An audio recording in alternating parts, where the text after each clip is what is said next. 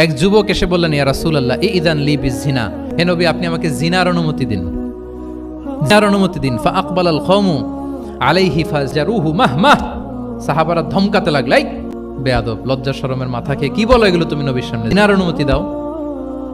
ওয়ালা তাকরাবু জিনা, আল্লাহ বলেন জিনার কাছেও যেও না, ব্যভিচারের কাছেও যেও না। তুমি নবীর সামনে এসে এই পাপের অনুমতি চাও? রাসূল কিছু বললেন না।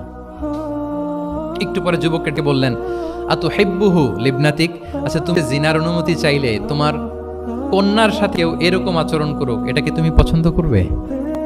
সে বলল, লা ইয়া রাসূলুল্লাহ, কেউই পছন্দ করবে না এটা। আচ্ছা আতুহিব্বুহু লি উম্মিক, তোমার মায়ের সাথে কেউ অপকর্ম করবে, এটা তুমি পছন্দ করবে? লা ইয়া রাসূলুল্লাহ, না। আতুহিব্বুহু লি উখতিক, তোমার বোনের সাথে কেউ এই কাজ করবে, তুমি পছন্দ করবে? সে বলে না।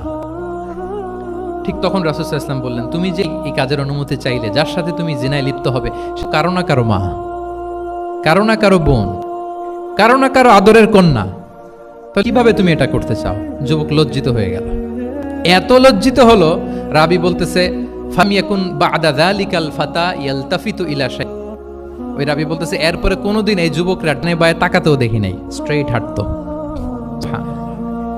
রাসূল ইসলাম দোয়া করেছিলেন তার জন্য, আল্লাহুম্মা গফির যামবাহ ওয়া তাহহির কলবাহ ওয়া হাসসিন ফারজাহ, আল্লাহ তুমি তার গুনাহ মোচন করো, পাপ মোচন করো, আল্লাহ তুমি তার অন্তরকে পরিশুদ্ধ করো, আল্লাহ তুমি তার চরিত্রকে নিষ্কলুষ করে দাও। নবীর দোয়ার বরকতে চিরজীবনের জন্য নিষ্কলুষ পবিত্র তিনি হয়ে গেছেন। তাহলে দেখেন, তাকে অন্যভাবে বুঝাইলে হয়তো কাজ হইতো, যখন তার নিজের উপর দিয়ে বোঝানো হলো, তোমার বোনের সাথে যদি হয়, তোমার মেয়ের সাথে যদি কেউ এটা করে, তুমি মেনে পারবা? এটাকে বলে ইমোশনাল ইন্টেলিজেন্সকে কাজে লাগিয়ে মানুষের আবেগ অনুভূতিকে নাড়িয়ে দিয়ে teaching by touching the heart.